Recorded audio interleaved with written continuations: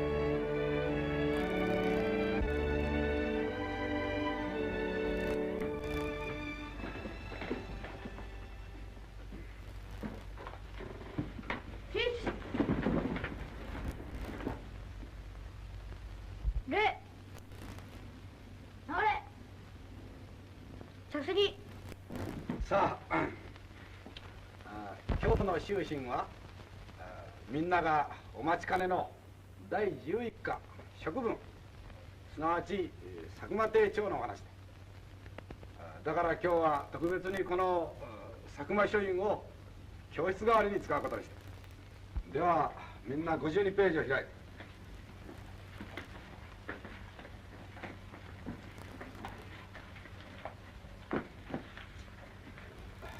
今さら先生が教えるまでもなく佐久間亭長はこの福井県三方郡矢村の出身であるつまりみんなにとっては郷土の先輩にあたるわけこの教室にしてからが亭長がまだ少年時代だった頃お父さんの佐久間義盛先生に使われて読み書きを習われた寺子屋を改造した建物だからみんなもそれを大いに誇りに思わなくちゃなそして今日の授業は普段よりぐっと心を引き締めて佐久間亭長の精神というものをしっかりと学ばなくちゃいかん分かったなはいでは片桐武志はい今日のところを読んでみなさいはい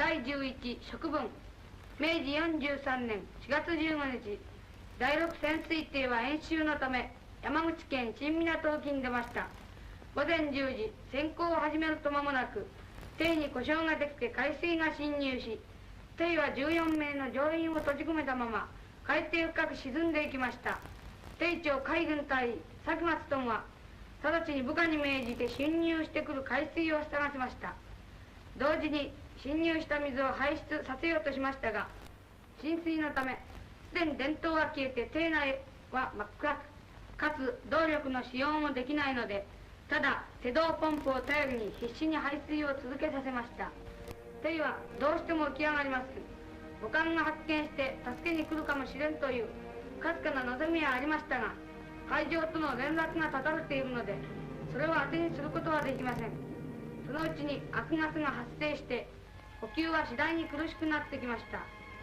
部下は1人2人と倒れていきますもうこれまでと覚悟した艇長は司令塔の覗き穴から漏れてくるかすかな光を頼りに鉛筆で手帳に遺言を書きつけました。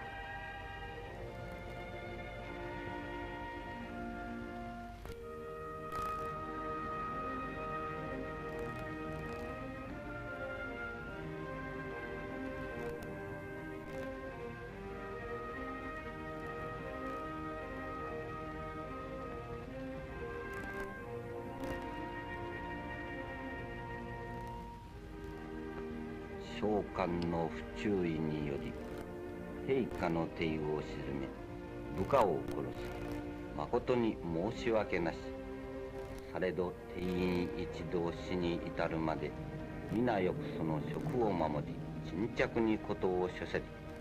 我らは国家のため職に倒れしといえどもただただ遺憾とするところは天下の死はこれを誤りもって将来潜水艇の発展に打撃を後売るに至らざるやを潤るにあり、願わくば諸君ますます弁礼もってこの誤解なく将来潜水艇の発展研究に全力を尽くされんことをさすれば我ら一つも遺憾とするところなし。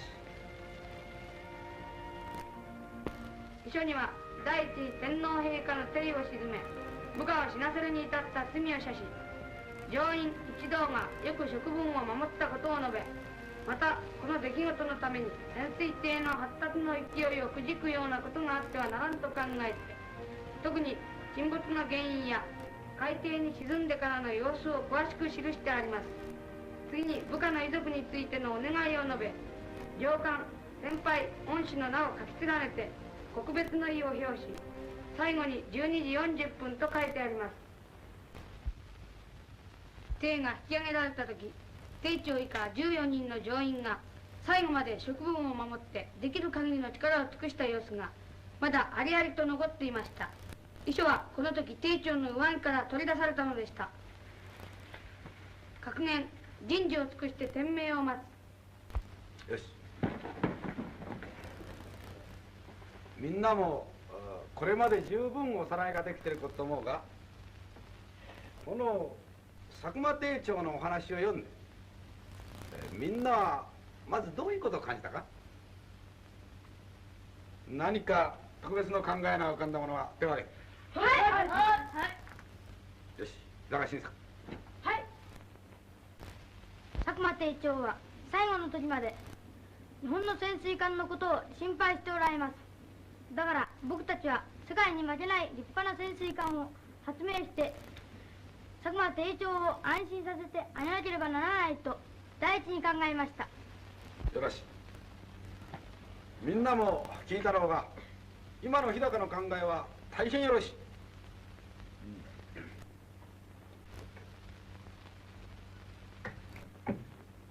これが第6潜水艇の模型だが、この通り今から見るとまるでおもちゃのように規模の小さな潜水艇である。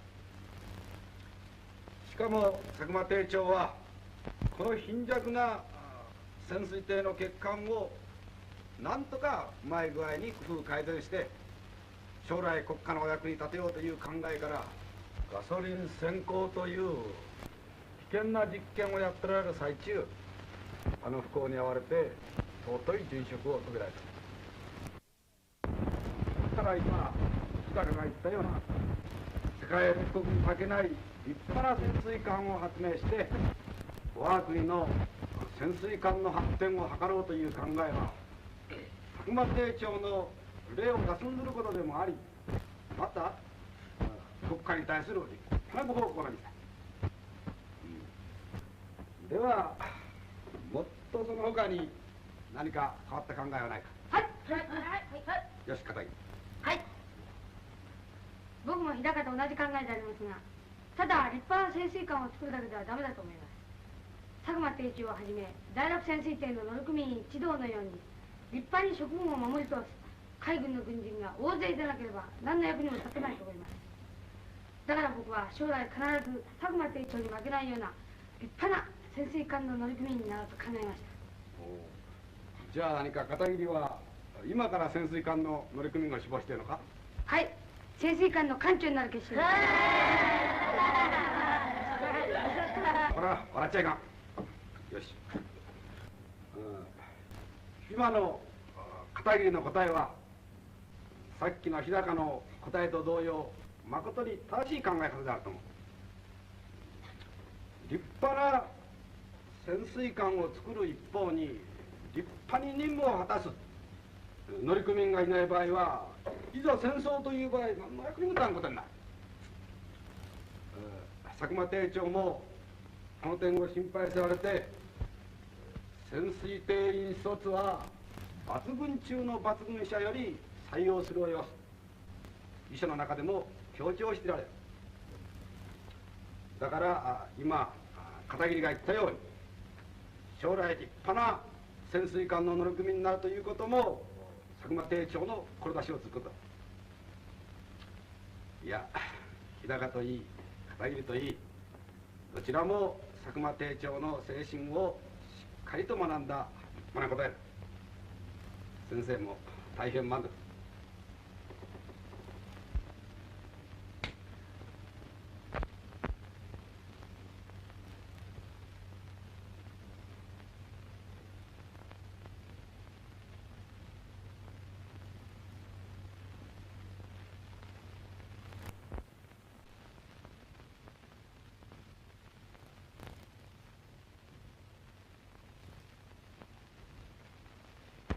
お母さん、俺お願いがあるんだけど。なんだい？俺を兵学校にやらせてくれよ。兵学校？うん。小浜の中学を出たら兵学校にやらせてもらいたいんだよ。な、お母さん、俺の一生のお願いだ。お前また出し抜けにどうしてそんな。うん。俺ずっと前から兵学校に行きたいって考えてたんだよ。で、今日ちゃんと約束してしまったんだ。約束？誰としたんや？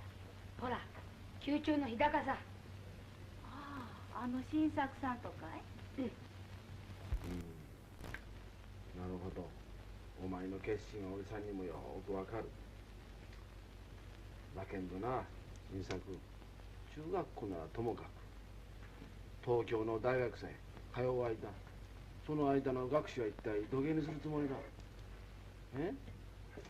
お前だっておじさんの暮らしぶりがどんな具合かぐらいのことはよく分かってると思ったんだけどな。おじさん、俺は苦学するつもりだよ。学士ぐらい俺が一人で稼ぎます。おじさんやおばさんに迷惑かけませんから、おじさんお願いします。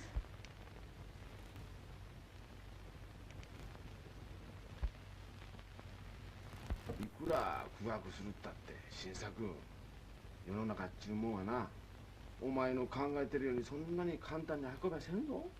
ええ、それはよくわかってます。だけどどんな苦しいことでも辛抱します。できるだけやってみたいと思うんです。お前さん、新作のお父っつぁんの残してった辞書が少しばかりあるんじゃもの。あれを何とかしたら。だけんどお前、まさかっちゅう時があるぞ。できることなら俺は手放したくないんじゃ。それに不明だってお前、大きなら嫁にもやらなならんし、その時の支度金でもとわしは考えておったんだよ。おじさん、そんなからちっとも言えないわ。それよか好きなように勉強させてね。ねえおじさん、私も一生懸命働いておじさんやおばあさんの手助けするわ。ねえおじさん。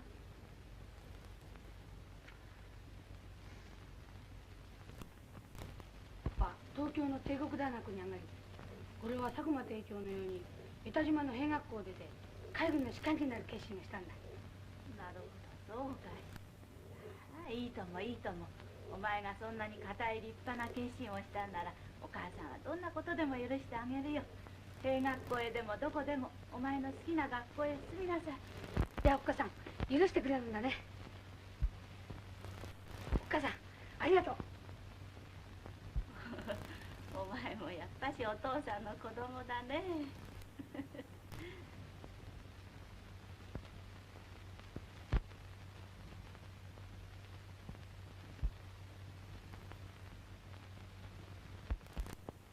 すぐの時間だ。じゃあお母さん行ってきます。どこへ？佐久間隊長のお墓へ行くんだよ。佐久間さんのお墓へ？うん。これも日高で約束したんだ。二人の決心を佐久間隊長のお墓の前で報告するんだよ。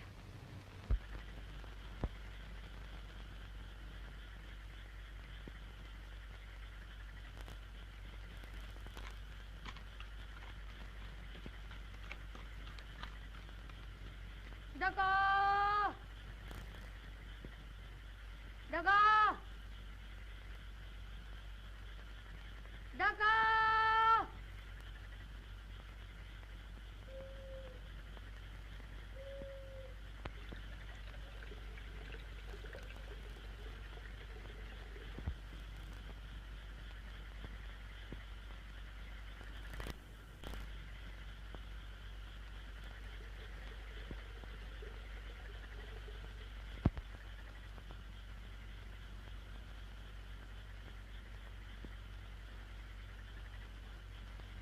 片桐どうだった？僕はお母さんがすぐ許してくれたよ。うん。それは今までかかっちゃった。だけどおじさんがやっと許してくれたよ。そうかい？それはよかったね。じゃあ二人で佐久間隊長に誓おう。うん。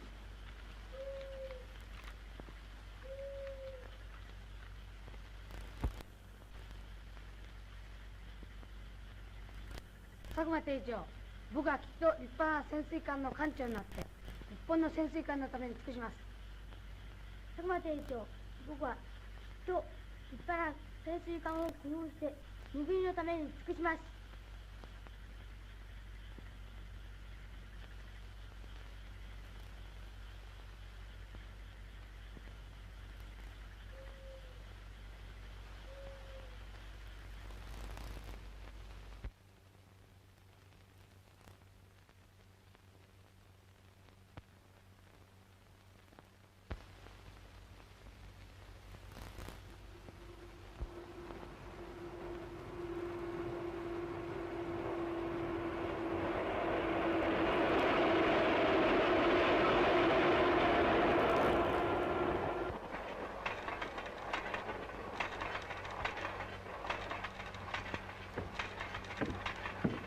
片桐。よ。どこ行くんだ？あ。横浜か？いや、東京だ。久しぶりで千葉のとこに会いに来る。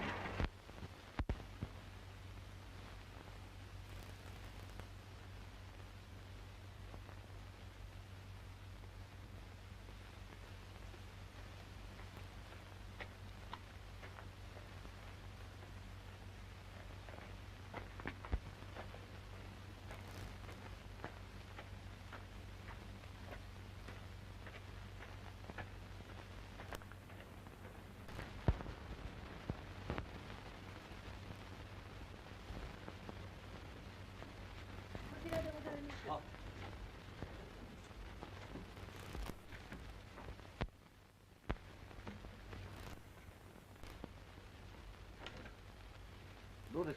日高元気でやってますか？ええ、大変なご勉強でよく夜明かしをなさってますわ。おお、徹夜とはすごいな。どうぞ。あ、もうそろそろお帰りでございますからごゆっくり。やだ。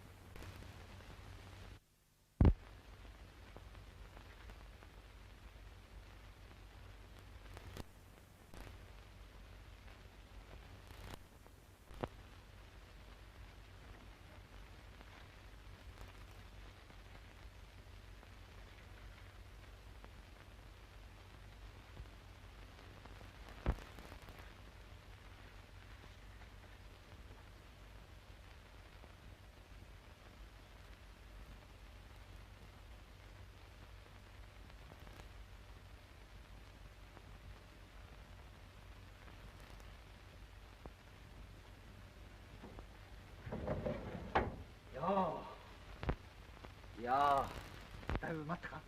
いや、今来たところだ。そうか。しかし随分久しぶりだったな。ああ、お互いに健在で何よりだ。おい片桐、立ってみろ。立ってみろ。うん、立って帽子かぶってみろ。君の軍服姿を見るの初めてじゃないか。ああ、そうか、そうだったな。よし、おがしたぞ。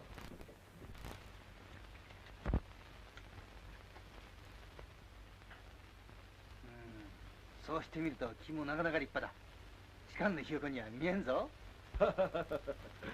どうやらおかげでひよこには慣れたぞ。今度いよいよ練習艦隊に乗り込んで遠洋航海だ。ああ、それはいいな。いつ出発だ？明日の午前10時、横須賀出港の予定だ。それで今度貴様と当分会えんと思ってちょっと仕入れてきたぞ。ああ、これはすまん。すき焼きの詰め合わせだ。5人分だぞ。そうか。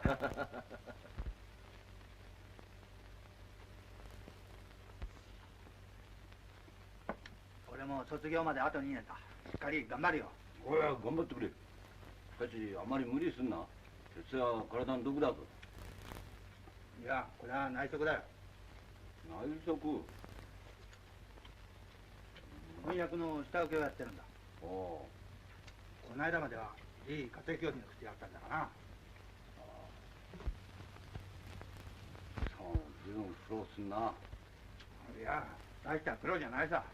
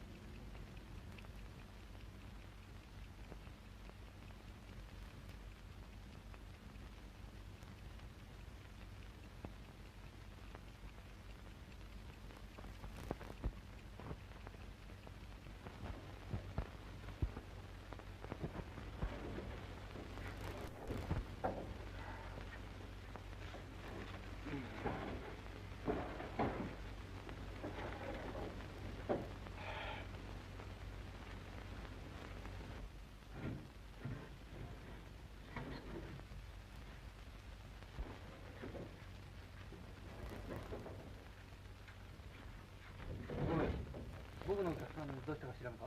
今朝早くお帰りになりましたよ。なんだ、そうか。気の早いやっちゃな。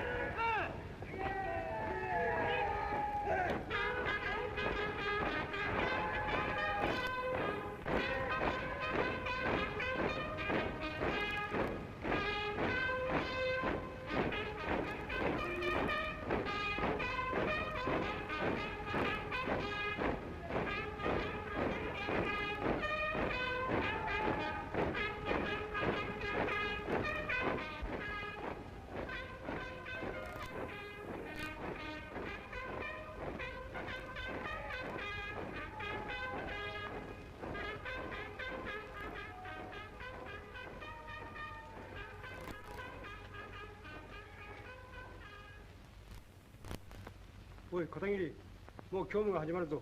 行動行こう。ああ。おう、行こう。行こ潜水艦の指揮者はたとえ敵情を得られない場合においても適当に判断を下し独断で適切な行動をしなければならない機会が非常に多い。潜水艦の指揮者は特に鋭い戦術眼を備えておらなければならんという理由の一つはここにあるのである。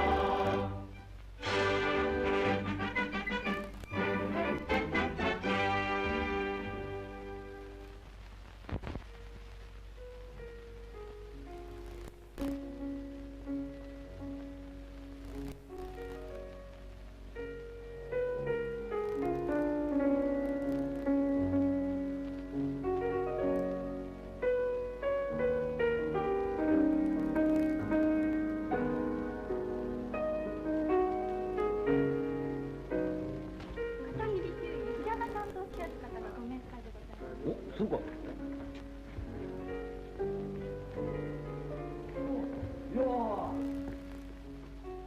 貴様も変わったな。今度いよいよ就職したんだ。おお、どこ入ったんだ。神戸の造船所の設計家だよ。ああ、それはよかった。周囲殿にご挨拶に来たんだ。まあまあ。今度こそ俺も実際に腕を振るよ。ワインに期待してくれ。一日も早く優秀な潜水艦を作ってくれよ。あ、それで努力する。ところで片桐、君の方は一体いつ潜水艦に乗り込むんだ？そうだな。あと半年だ。そうか。だがこれでお互いに軌道に乗った形だな。いやー、全部良縁だよ。お互い頑張ろう。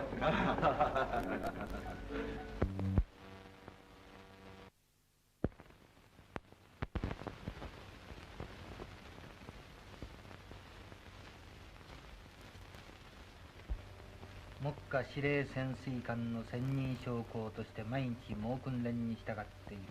司令は早見中佐人格指揮権ともに優れ、あたかも自負のごとき感あり。また潜水艦に対する熱意には全く敬服のほかなし。艦長は吉村対人格円満心身気鋭技量抜群、まさに名艦長というべく、この下に働く小生の幸福、これに優るものなし。片桐武。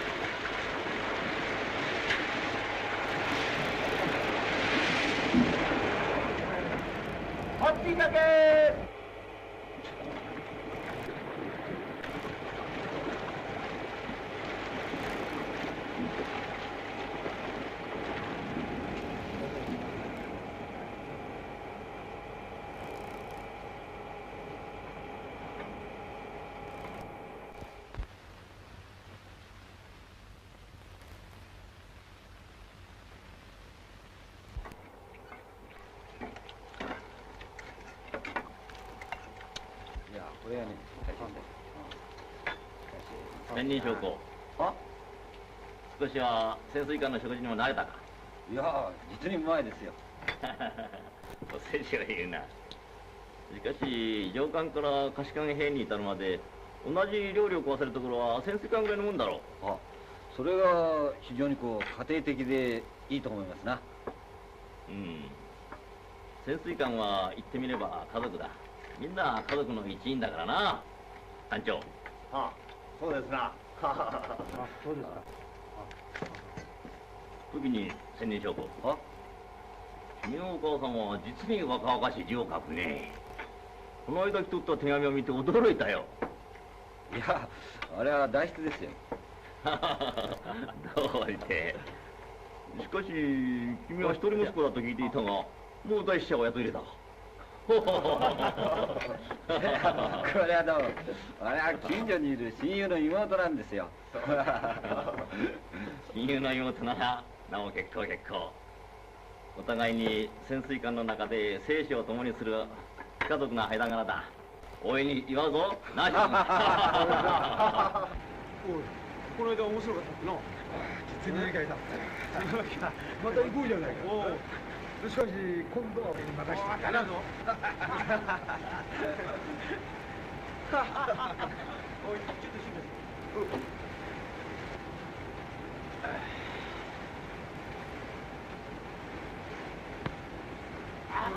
うまい。おい、何うまいんだよ。刺身だよ。何の？空気の刺身だよ。こんなうまい空気の刺身を他の人たちにご馳走してやりてえな。気持ちわかるよ。本当だ。さあ、トラック一本。ありがとう。おう。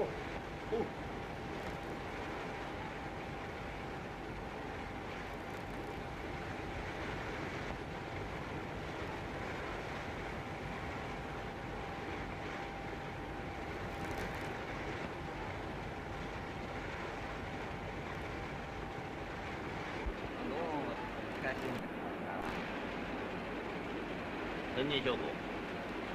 あ、君の故郷は佐久間定長と同じだったな。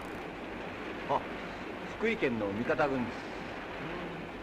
すると小浜はよく知ってるな。ああ、小浜中学に通ってたんですから。おお、そうか。小倉さんのお最初お願いします。おお。あ、千人将校のお家を一つ。よし。機関長もお願いします。よし。ありがとうございます。おい、5万円だぞ。ありがとうございます。おい、東前へ。はっ。おい。実は今度の4月15日。ありがとうございました。我が艦は舞鶴小浜方面へ巡航することに相手したらしいよ。おお。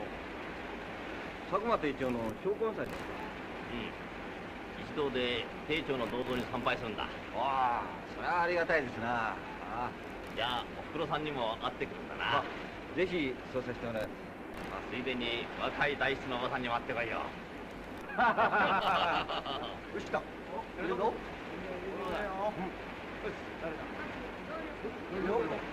もうみんな入れたか？ちょっと待って。おい、女性だ。お、そうだ。おーい。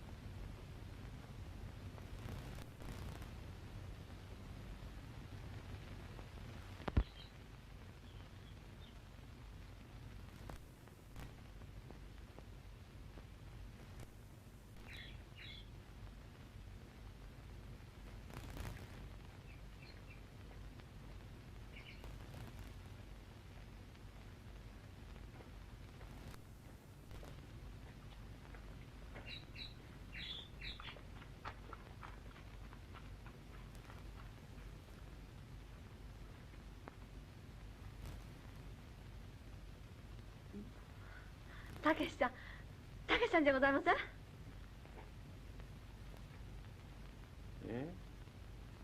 自分はたけしですが、どなたでしたっけ？まあ、お忘れになって。私、文枝ですわ。おお、文枝さんでしたか。これはどうも、すっかり見違えちゃって。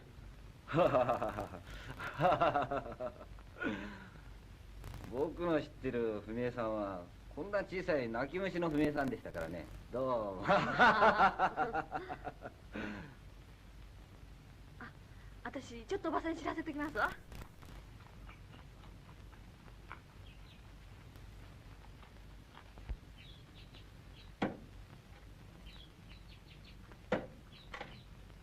おばさん、おばさん、たけしさんよ。おかえりなさいまし。お母さん。よく帰ってきましたね。これお土産です。そうかい。よく帰ってきました。こんなに立派になってね。さあ、お父さんにご挨拶なさい。はっ。たまりましょう。さあさあ。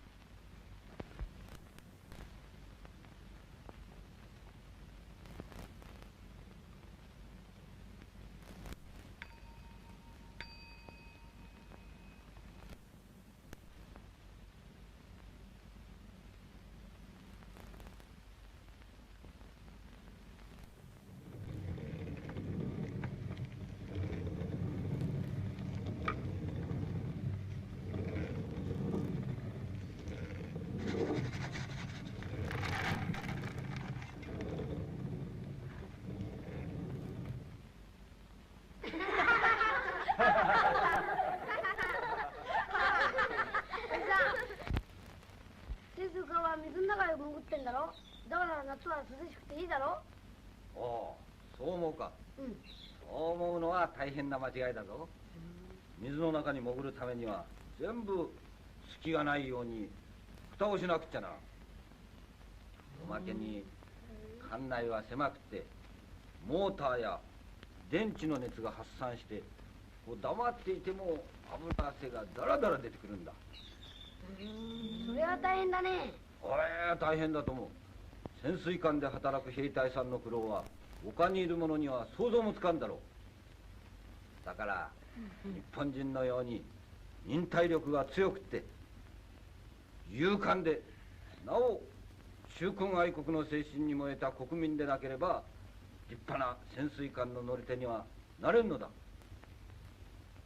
どうだ。じゃあ日本の潜水艦は世界で一番強いんだね。もちろんだ。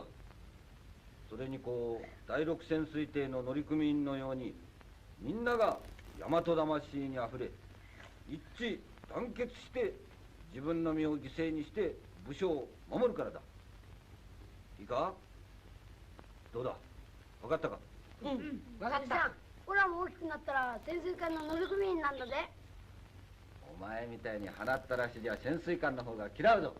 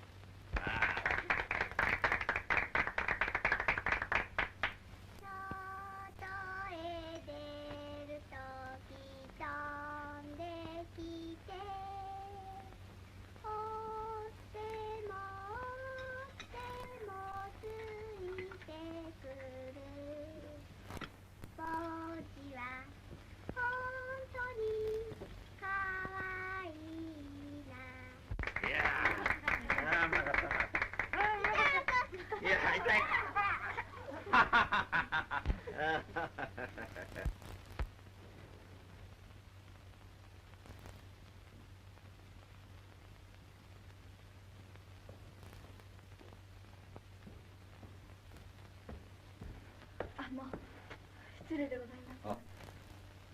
もしあなた様、片桐艦長ではございませんでしょうか。自分は片桐ですが。まあようでございましたか。申し遅れましたが、私潜水学校の練習生飯塚の姉で吉江と申すものでございます。練習生の飯塚って言いますと？以前片桐様が軍艦日向の分隊長をなされていた当時部下におりました飯塚でございますが。飯塚一等水兵の姉さんですよ。はあ、その説は弟がいろいろとお世話になりましたそうで、いやいや、お噂は金が抜けたまっておりました。自分こそいろいろ世話になりました。そうすると飯塚に何か急な要件でも？はあ、徹に会えるものなら一度会いたいと思いますが、それより実は弟のことでぜひともあなた様にお願い申したいことがあって、今日はるばる国からこちらへ参ったんでございますの。そうすると私に話があるわけですな。はお住まいの方に伺ったところ、こちら読みになっているというお話でしたので、先ほどからお待ち申しておりました。そうでした。で、自分にお話というのは？は実は、あるいは片桐様もご存知のことかもしれませんが、私どもの父が大正13年佐世保の沖で殉難いたしました43潜水艦の乗組員飯塚機関兵総長でございます。あ、そのことは自分もよく承知しております。それで父が亡くなりまして、間もなく母も病気で後を追い、私どもは兄弟二人きりになってしまいました。私は姉として徹の将来のことを考え、やっぱりゆくゆくは父に負けない立派な潜水艦の乗組員にするのは亡き父に対する一番の孝行だと考えました。なるほど。あの通り恨みを飲んで職に倒れた父でございますが、もし徹がその志をついて親子二代のご奉公ができたなら、父は草葉の陰できっと喜んでくれるに違いないと、こう考えたからでございます。幸い徹は無事に海兵団も終わりまして、やっと望み通りの潜水学校に練習生として入学いたしたんでございます。私は嬉し涙をこぼして喜びまし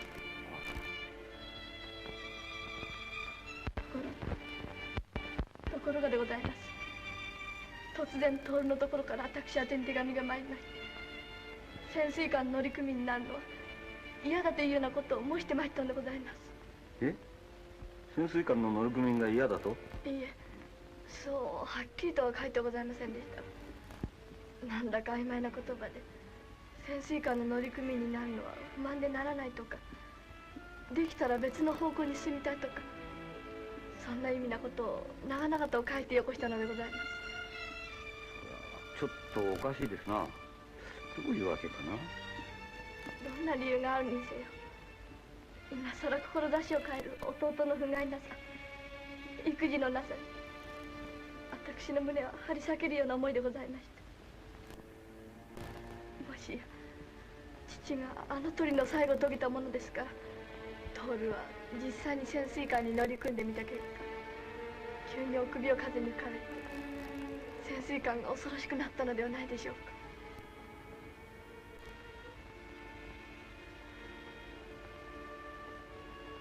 もしそうでしたら、そのまま私に引き渡していただきたいのでございます。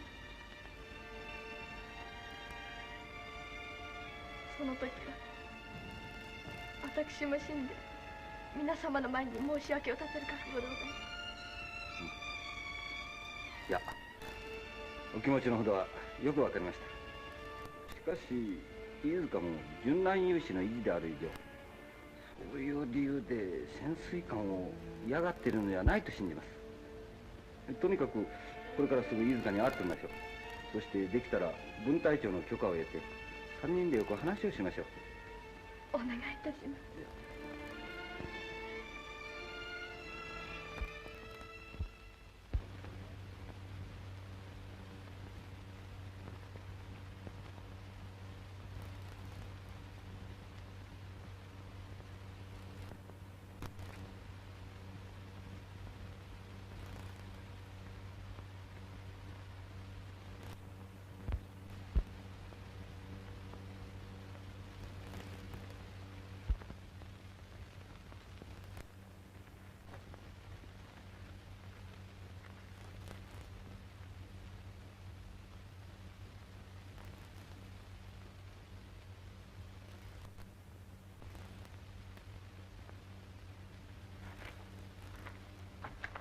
飯塚、姉さんとよく話をしろ。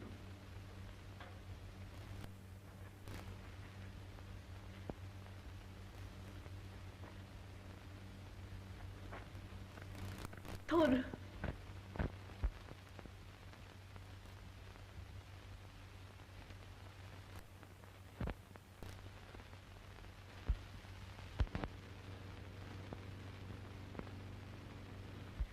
徹、この育児なし、お前のようなやつ、お前のようなやつ。そう感情的になってはいけない。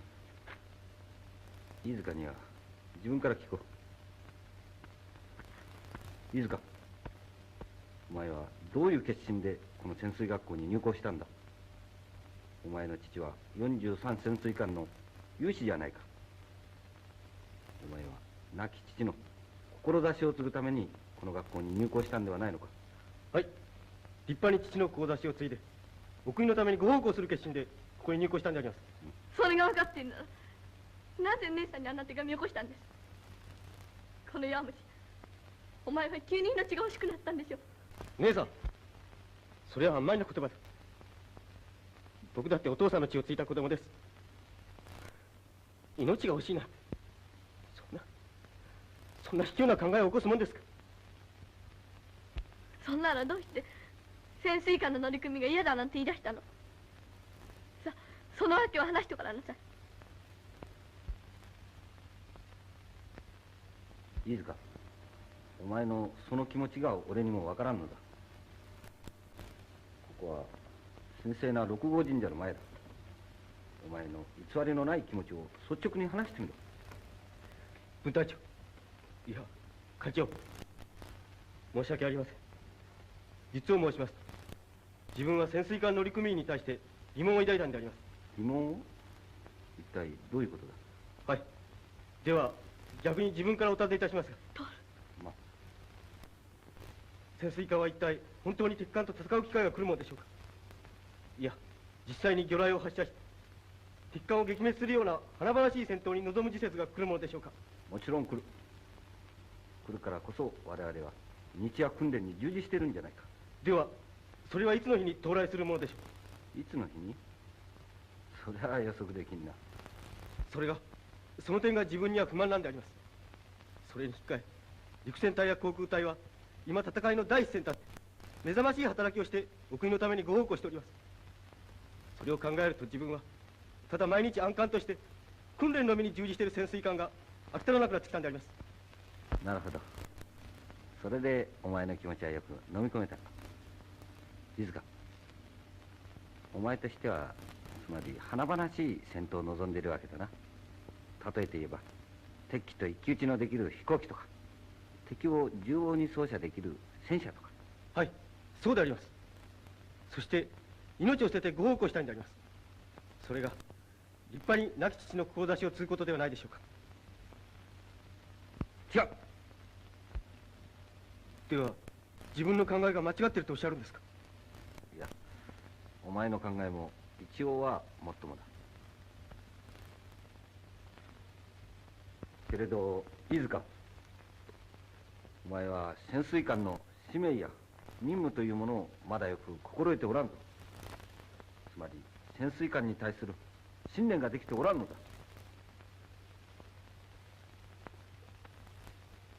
さっきお前は潜水艦の乗組員は訓練にのみ従事していると言ったが、そういう精神で潜水艦に乗り込んでいる者はただの一人もおらんぞ。潜水艦乗組員は平時も戦時も変わりはないんだ。毎日がたゆみのない戦争なんだ。いいか。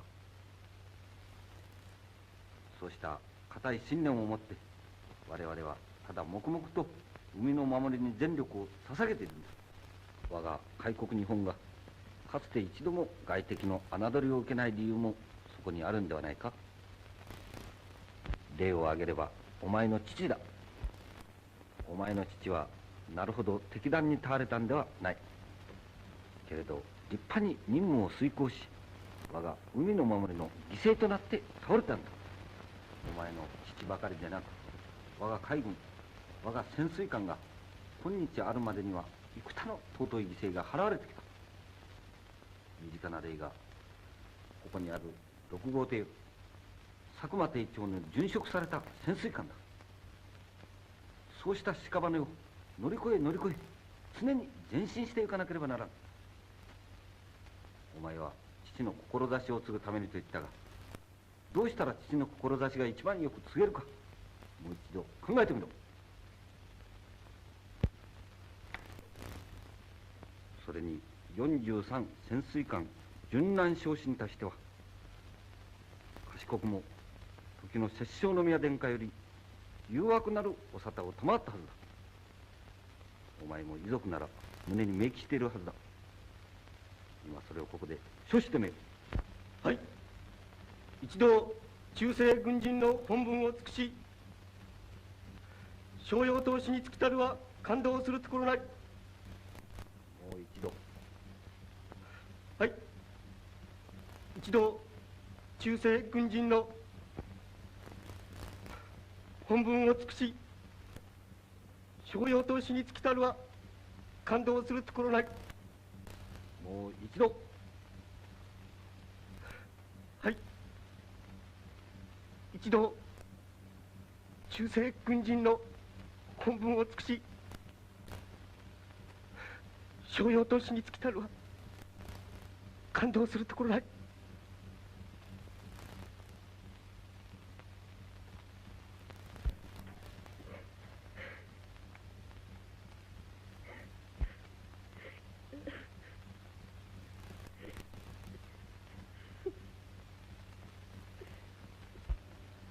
いいですか。分かったか。はい、分かりました。艦長、よく分かりました。なあ、飯塚。公園ダムの中に花と散るばかりが勇者じゃないぞ。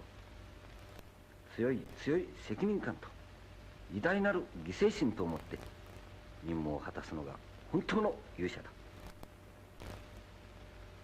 飯塚、我々の腕を振るう時は必ず来る。近い将来において必ず来る。はい。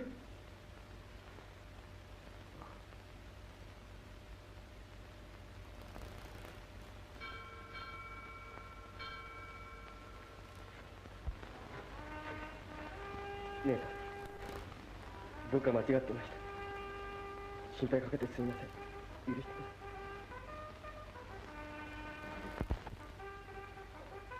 徹。姉さん。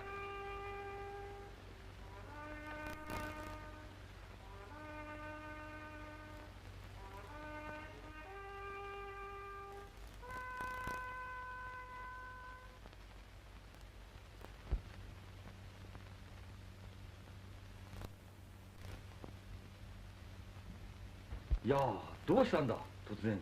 急用ができたんだ。もうちょっと待ってくれ。片桐さん、こちらがだいぶお待ちになったんですよ。ああ。どうぞごめん。こんな下宿でごちそうはないから泊まってけよ。うん、そのつもりで来たんだ。ところでおめでとう。何が？何やってとうとうあっぱれ艦長になったそうじゃないか。君の方が出世が早いぞ。いや、貴様こそ金天の望みを果たすわけじゃないか。陰ながら喜んでいたぞ。どうだ、設計の目がついたか？うん、ついた。それで実はな、その設計を君に見せていろいろと君の意見を聞きたいと思って今日わざわざやってきたんだ。おお、できたか。うん。おお。実は会社の方でも多少意見の一致せん箇所があったんだが、僕の信念を曲げずに押し通してきたんだ。おお。まあ両陛下としての君の意見を遠慮なく聞かせてくれ。どれどれ。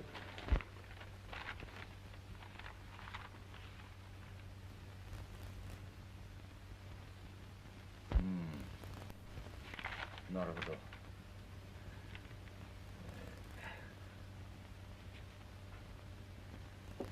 トン数がこれだ。うん。それから水上速力がこれ。航続力がこれ。それからと、航続力はこれか？うん。それから水中速力がこれ。それから武装はこれだ。それからこのとこはこれ。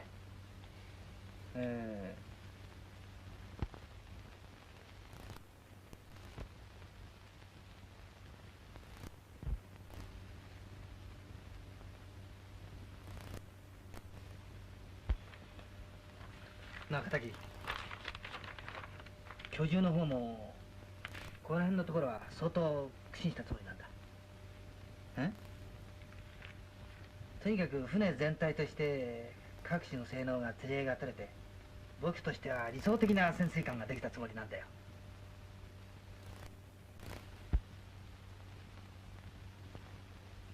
どうしたんだい？だかこの設計は貴様の全知全能を傾け尽くした設計か？無論心血を注いだ設計だ。じゃあ貴様の会社の人たちは全部これに賛成か？いや、いろいろ賛否待ちましたが、僕の信念は変わらなかった。ある人は速力をもっと増してこのくらいにせよという。ある人は武装をこのくらいにしろという。居住性をもっと良くしろというものもあるし、先行性能にもっと重点を注げというものもある。速力だけをこれにせよというなら無論できる。けれどもそうなれば武装やその他に大きな犠牲を払わなきゃならない。また単に武装をもっと増してこれにせよというなら当然その他にもっと大きな犠牲を忍ばなきゃならないんだ。君も知ってる通り水上艦船ならともかく潜水艦ではそんな過大な要求を同時に満足せしめるような計画というものは絶対不可能だ。いや、傭兵家としての俺は速力も武装も同時にその最高を要求する。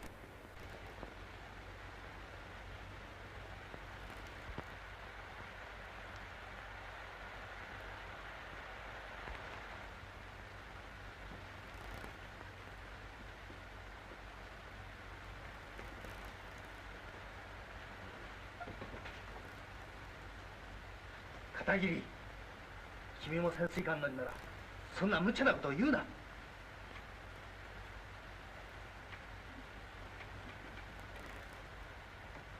速力も武装もそんな過大な要求を入れたら先行性や居住性は一体どうなると思うんだ。常識から言っても学理からしてもそんなバカな話があるもんか。じゃあ日高、貴様の設計は常識と学理の寄せ集めか？常識と学理を離れたものはそれは空想だ。よし、じゃあ貴様に聞くわ。いや、貴様の常識と学理に聞くわ。本次元の壁頭における海軍機の豊爆撃はどうだ？40何メートルという台風をついて暗淡たるシナ海の嵐の中を大編隊を持って乗り切った早期は普通の常識でできることか？また柏村兵装の飛行機が片方の翼をなくなしてもなお基地に帰り着いたことが貴様の学理で説明できるか？燃えるがごとき人中報告の精神は常識や学理を超越するんだ。無論人中報告の精神力の偉大さは認める。しかし現在の学理では10プラス10はあくまでも20だ。決して30にはならんぞ。バカ！貴様は昔佐久間艇長の墓前で何て言った？世界一の優秀な潜水艦を作って艇長を安心させると誓ったじゃないか。それが今頃になって10プラス10は20だなんて言ってんのか？10×10はいくつだ？10の10乗はいくつだ？俺だってそのくらいの気迫は持ってる。だが現在科学の力は貴様の空想なんか厳然として受け付けんだよ。バカ！日高、貴様はどこまでも世間並みのことで満足する気か？佐久間艇長の壮烈な殉職は何のためだ？科学の力、技術の力の及ばないのを精神力で補わんとしての尊い犠牲ではないか。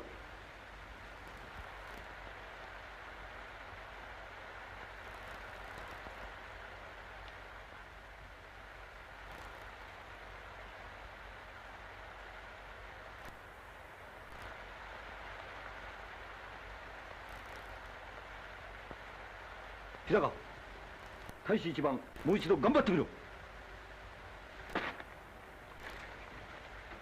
日高、おい日高。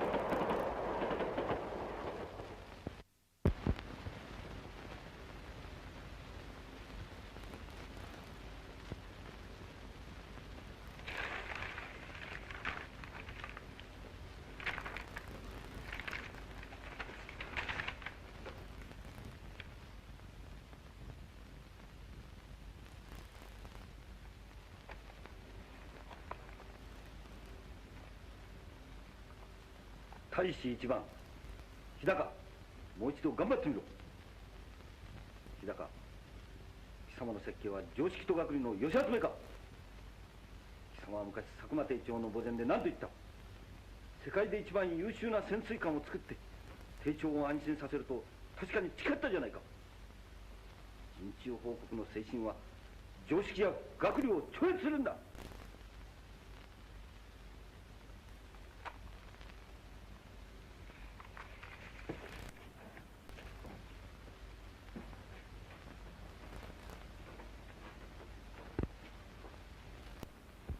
新作頑張れ。だが体も大事だぞ。では俺は遠洋航海に行ってくる。真っ黒になって帰ってくるぞ。貴様も達者でいろ。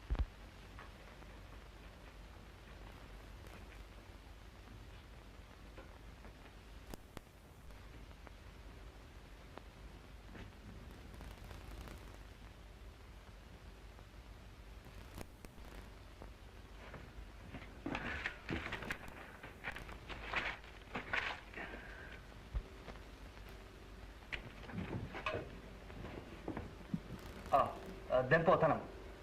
宛名は広島県呉市潜水学校気づけ片桐武史。本部君に負けた。そうだ、君に負けた。大使一番頑張るぞ。新作。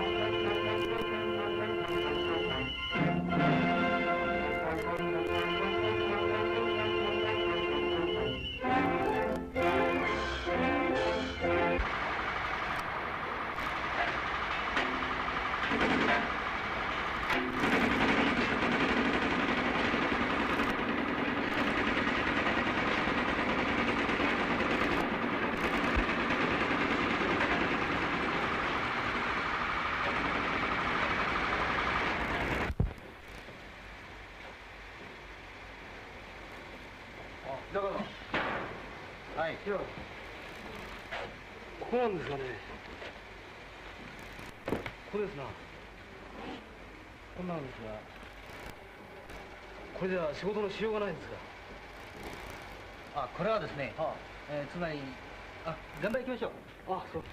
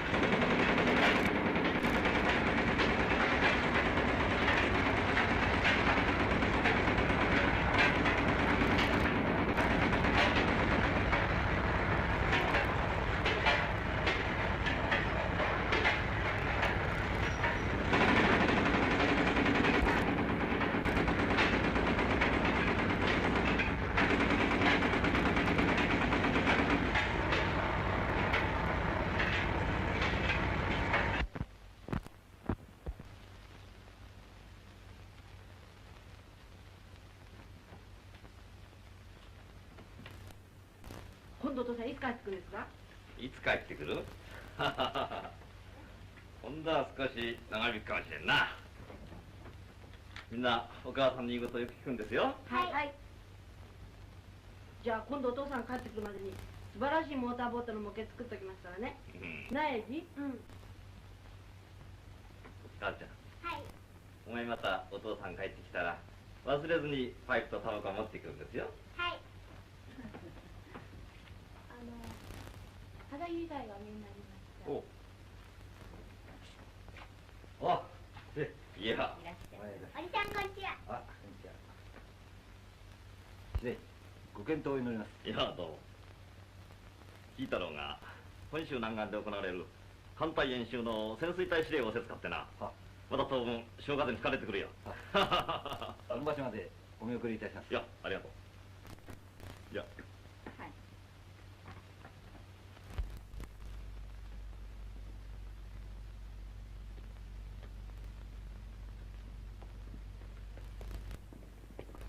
お父様。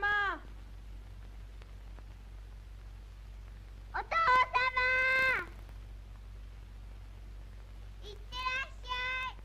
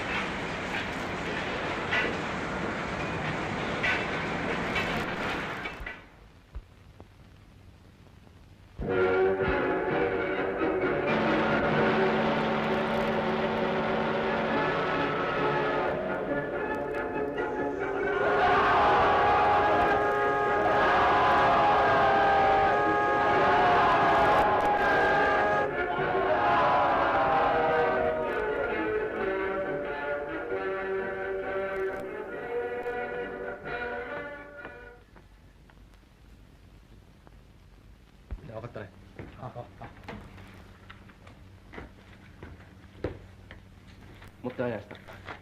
ありがとう。司令。よう、おめでとう。実はこの10日付で潜水艦1号の偽装委員長に変わるという内命があった。あの潜水艦は君の親友が設計したんだそうだね。は、日高新作という自分の親友の不審の設計です。そうか。は、じゃあその親友のためにもしっかりやってくれたね。は、ありがとうございます。片桐、おめでとう。おめでとう。じゃあしっかりやれよ。兄さん、素晴らしいニュースよ。なんだい。今たけしさんから電話があって、兄さんの設計した潜水艦1号、たけしさんが試運転することになったんですって。片桐が本当か。明日試運転するんですって。兄さん、嬉しいでしょ。はあ、嬉しいとも。こんなに嬉しいことはね、まるで夢のようだ。なあ、文江、僕と片桐はな、子供の時佐久間艇長の墓の前で手を握り合って約束したんだ。僕が立派な潜水艦を作り、あいつが立派な艦長になってそいつを走らせるって。その夢が今実現するだ。これが嬉しくなくて嬉しくなくて。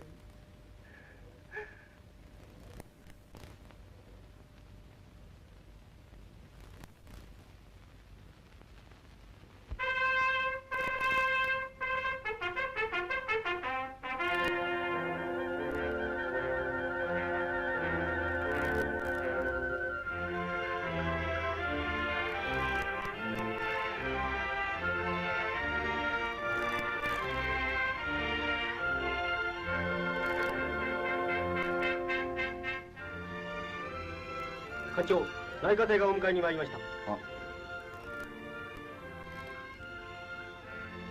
飯塚、お前も今日からは一人前の潜水艦乗りだ。いわば晴れの初陣だ。戦いに臨む覚悟でしっかりと任務を全うしろ。はい。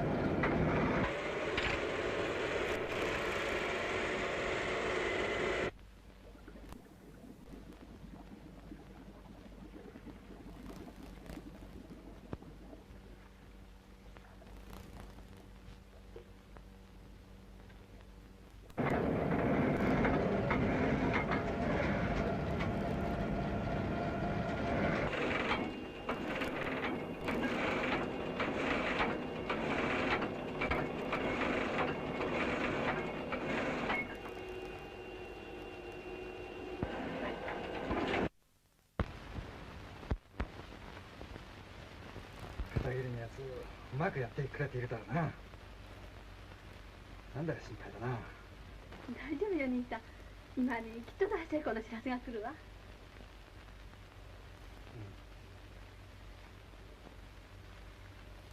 しかし心配だな。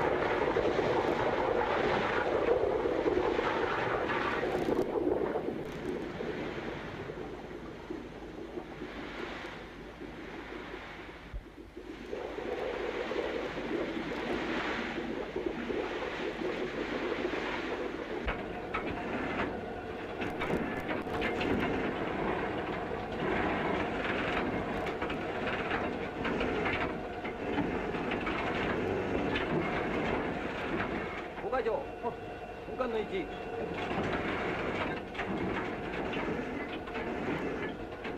赤石東大110度5枚。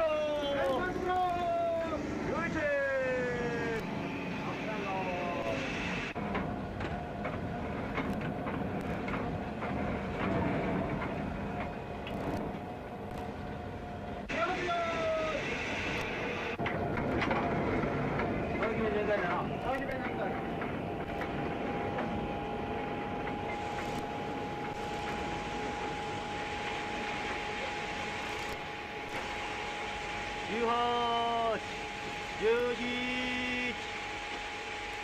16。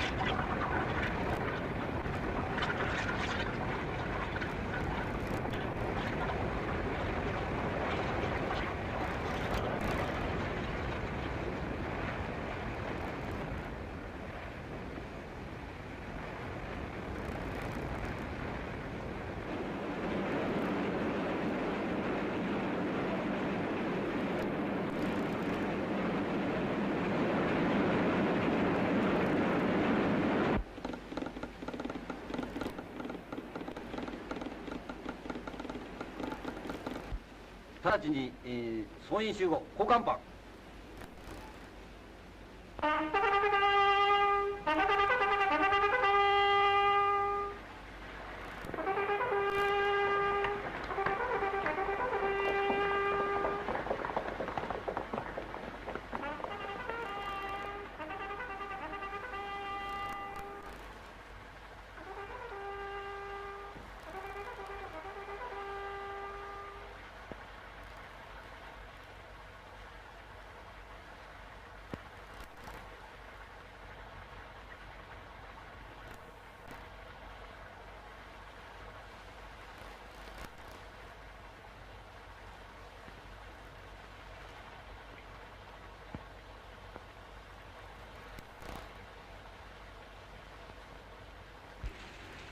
集合よし。班長、総員38名集合よし。よし。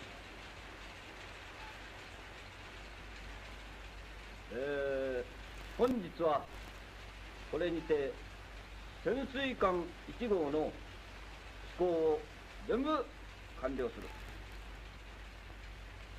乗員一同の一致協力により極めて良好なる成績を収め得たことは小偽装委員長として大いに満足かつ感謝に絶えざる次第である。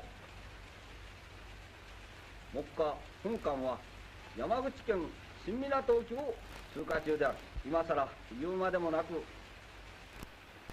この地点は優る明治43年4月15日佐久間定長の指揮する第六潜水艇が貴重な殉職を遂げた場所である。よってこれより我が艦は佐久間定長以下14名の乗員の霊に対し敬意を表しここに方言礼を行う。